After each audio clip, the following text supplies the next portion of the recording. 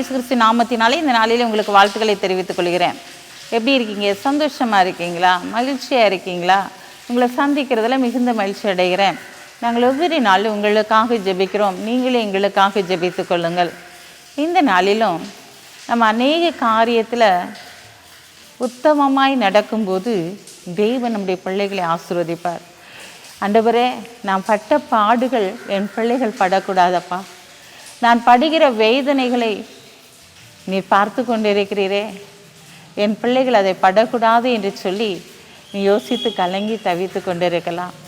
ஆண்டவரே, நான் உமக்கு முன்பாக உண்மையாய் நடக்கிறேன். ஆண்டவரே, நீர் அதை பார்த்து கொண்டிருக்கிறீரே.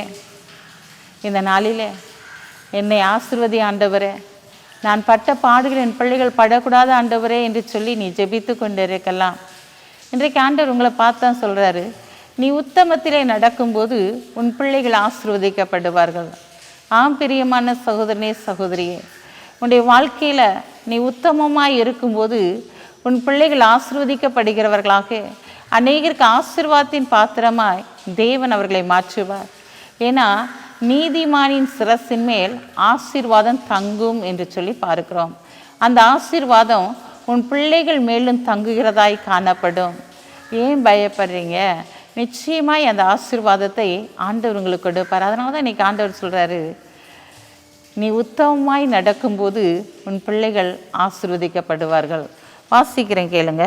நீதிமான் தன் உத்தமத்திலே நடக்கிறான், அவனுக்கு பிறகு அவன் பிள்ளைகளும் பாக்கியவான்களாய் இருப்பார்கள்.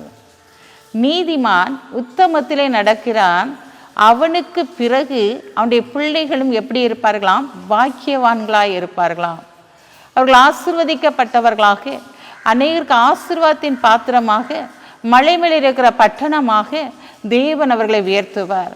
ஆம் பிரியமான சகோதரனே, சகோதரியே, உன் பிள்ளையை குறித்து நீ கலங்கி தவித்து கொண்டிருக்கலாம். ஆண்டவரே, என் பிள்ளையுடைய வாழ்க்கையை பாருங்கப்பான்னு சொல்லி நீ கண்ணீர் வடித்து கொண்டிருக்கலாம். உன் பிள்ளைகள் ஆசீர்வதிக்கப்பட்டவங்க. இந்த நாளில் அவங்க பாக்கியவான்களாக இருப்பாங்க. நீ நெருக்கப்பட்டிருக்கலாம், ஒடுக்கப்பட்டிருக்கலாம், ஆனால் உன் பிள்ளைகள் நெருக்கத்தையும் இடுக்கத்தையும் அவங்க பார்க்கவே மாட்டாங்க. ஏன்னா நீ பட்ட பாடுகள் என் பிள்ளைகளை தொடரக்கூடாது என்று சொல்லி நீ கண்ணீர் வடித்து ஜெபித்து கொண்டிருக்கிற படியினாலே உன் பிள்ளைகள் ஆசீர்வதிக்கப்பட்டவர்களாய் காணப்படுவார்கள்.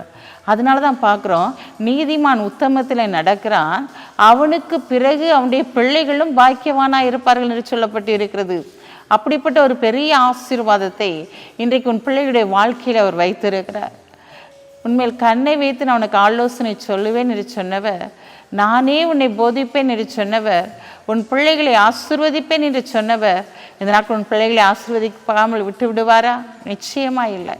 நிச்சயமான ஒரு ஆசீர்வாதம் இந்த நாளிலே உன் பிள்ளைகள் மேல் கடந்து வருகிறது. உன் பிள்ளைகளுடைய வாழ்க்கையில் என்னென்ன குறைகள் இருக்கிறதோ அத்தனை குறைகளையும் ஆண்டவர் இந்த நாளிலே மாற்றி போட போகிறார். பயப்படாதீங்க. ஏன்னா தேவனால் கூடாத காரியம் எதுவுமே இல்லை. மனுஷனால் கூடாதது தேவனாலே கூடும் என்று சொல்லி பார்க்கிறோம். தள்ளப்பட்ட கல்லாய் இருக்கிறவனுடைய வாழ்க்கையை தலைக்கல்லாய் உயர்த்தும்படியாக தேவன் இந்த நாளிலே கடந்து வந்திருக்கிறார். உன் பிள்ளைகள் நிமித்தம் உன் பெயரை பெருமைப்படுத்தும்படியாக அவர் செயல்படுத்தும் நேரம், செயலாற்றும் நேரமும் இதோ கடந்து வந்து விட்டது. நீ கலங்கி தவிக்க வேண்டாம். கண்களை மூடி செபிப்போம். அன்புள்ள ஆண்டவரே, இந்த நாளுக்காக உமக்கு நன்றி செலுத்துறையா.